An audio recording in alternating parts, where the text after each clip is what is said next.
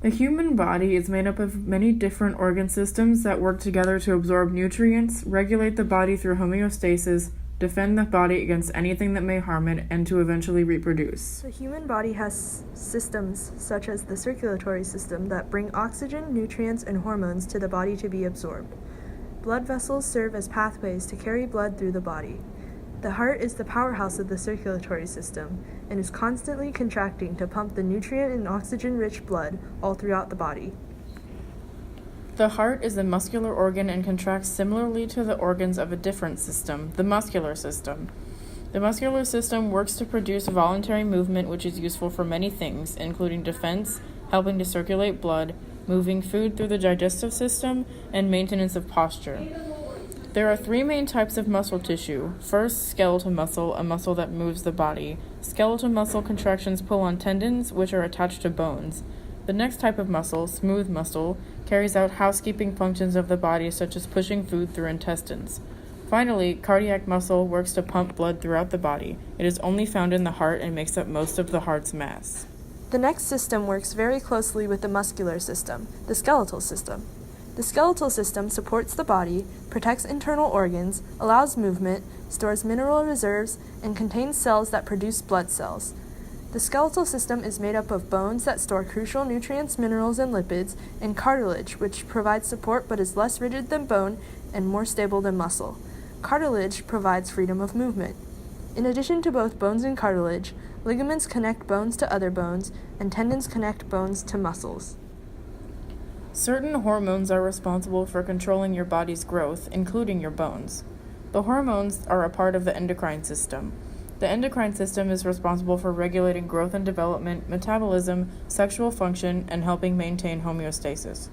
This system is made up of the hypothalamus, which directly controls the endocrine system through the pituitary gland, the pituitary gland, which produces critical hormones, the thyroid gland that uses iodine in food to produce T3 and thyroxine, the parathyroid glands, which regulate calcium levels in the body by producing parathyroid hormone, or PTH, adrenal glands that contribute to your fight or flight sense, help the body control blood sugar, burn protein and fat, react to stressors such as major illness or injury, and regulate blood pressure by producing hormones such as cortisol and aldosterone.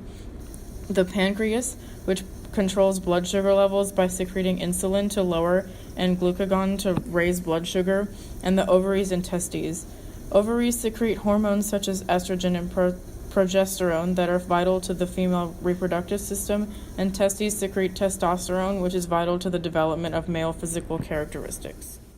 The testes and ovaries also fall into a different organ system, the reproductive system. The reproductive system is responsible for reproducing. Pretty self-explanatory. The organs are different for males and females. Females have the fallopian tube, responsible for transportation of the ova from the ovary to the uterus. The ovary, which produces female egg cells. The uterus, that accepts the fertilized ovum and provides a place for the fetus to develop. The cervix, which allows the flow of menstrual blood from the uterus to the vagina and directs sperms into the uterus during intercourse, and finally the vagina, a receptacle for the penis during sexual intercourse, in addition to carrying sperm to the uterus and fallopian tubes, and serving as a birth canal. Males have the seminal vesicle, part of the team of organs responsible for the production of semen, the prostate gland, which secretes prostate fluid, a component of semen, bulbourethral glands, which add fluid to semen in the process of ejaculation, the vas deferens, which transports mature sperm to the urethra. The urethra, a tube connecting to the urinary bladder, responsible for ejaculation of semen and urine. The penis, the male genital organ responsible for the delivery of semen to the vagina during sexual intercourse. The epididymis, which carries and stores sperm cells produced in the testes. Seminiferous tubules, responsible for the production, maintenance, and storage of sperm, and the testes, which produces sperm and secretes hormones, mainly testosterone.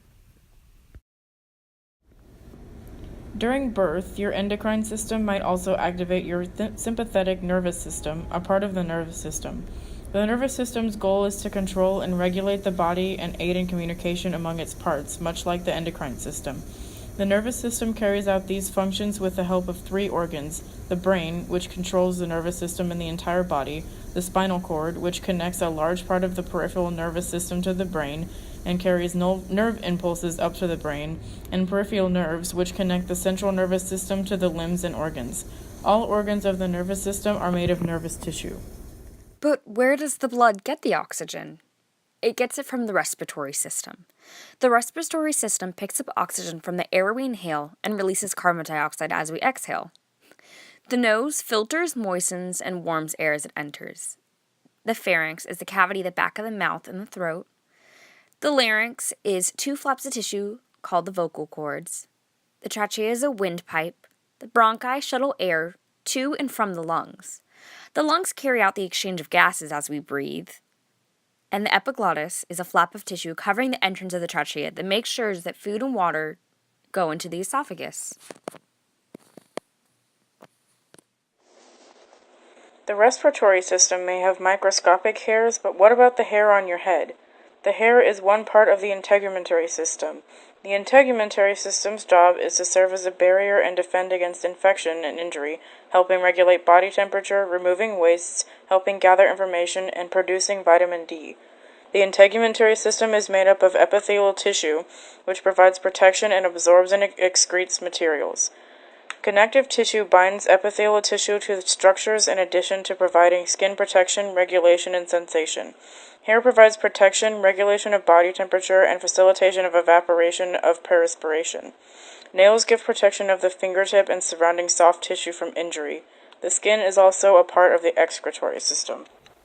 The excretory system is responsible for eliminating ammonia and urea, maintaining homeostasis, protection, absorption, and excretion of materials in epithelial tissue, and elimination of waste, a type of regulation.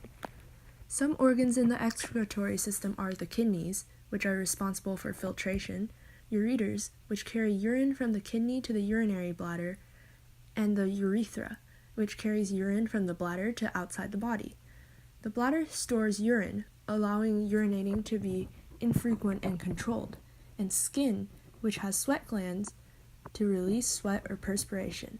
In addition, the lungs diffuse gaseous wastes, such as carbon dioxide. The digestive system carries out the process of ingestion, digestion, nutrient absorption, and elimination.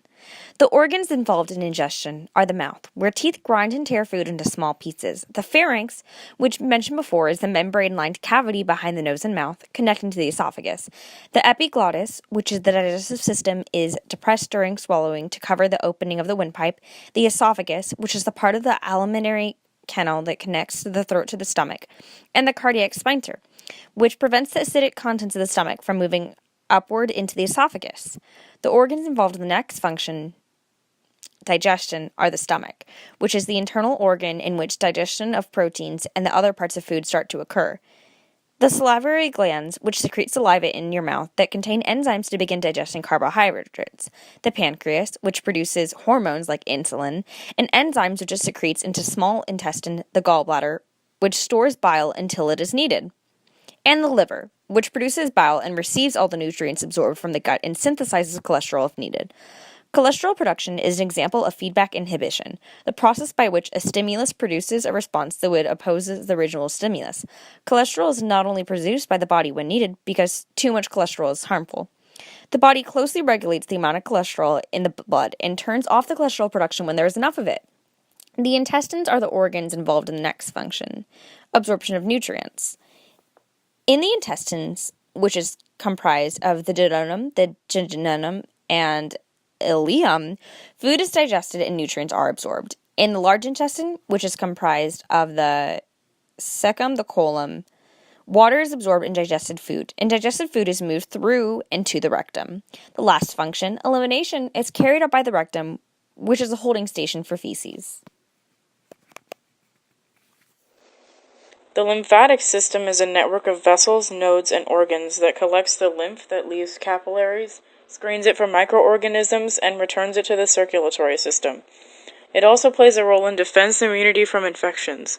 The functions of the lymphatic system are removal of interstitial fluid from tissues, absorption and transportation of fatty acids and fats such as chyle from the digestive system, and transportation of white blood cells to and from the lymph nodes into the bones. The organs in the lymphatic system are the thymus, where T lymphocytes mature before they function in the immune system, spleen, where blood is filtered, old or damaged blood cells are removed, and platelets are stored, lymph nodes, which trap microorganisms, stray cancer cells, and debris that is destroyed by white blood cells inside, lymph vessels, which pick up fats and fat-soluble vitamins from the digestive tract and transport it into the bloodstream, lymphatic capillaries, where lymph collects and slowly flows into larger lymphatic vessels, and subclavian veins, through which lymph is returned to the blood. Edema is a condition where lymph builds up in tissues because the subclavian veins are malfunctioning. The human body is a complex, well-oiled machine. The many organs and systems of the body help the body to absorb nutrients, regulate homeostasis, and defend the body against illness and injury, and reproduce.